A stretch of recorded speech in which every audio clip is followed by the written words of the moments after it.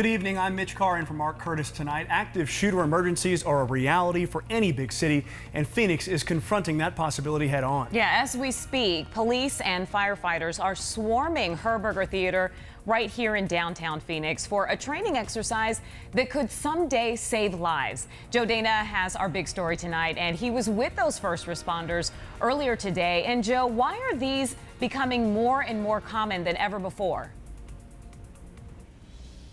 We just saw a group of firefighters head inside to the Herberger as this exercise goes on. You know, first responders realized it was a lost opportunity if they didn't include employees and civilians with these active shooter drills. Now, this is a way to help those on the inside prepare for an emergency. In the theater world, rehearsals and repetition breed success. It's the same reason why on this day a different kind of rehearsal plays out as police and firefighters simulate how to respond to an active shooter. In recent years, they've conducted these drills in a concert pavilion, a hospital, and today, Herberger. Not only addressing the threat, but then treating the wounded. Police learned the layout of the 85,000 square foot building beyond just the blueprints and visualize how they might react when seconds count. This is also a great opportunity for us to get into this large building and see what the footprint of the building is like. And they include theater staff members in the training, a way to help them know they aren't helpless if the unthinkable erupts.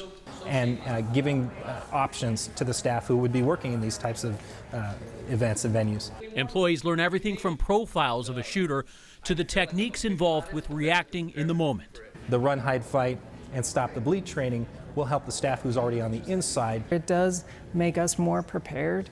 Herberger Theater CEO Mark Metis says he understands the reluctance anyone might have to discuss such a sensitive topic. But this kind of training, he says, sends a message they are prepared. And being more proactive in terms of understanding what could happen is very important for us and for the performing companies, for all the guests that come in.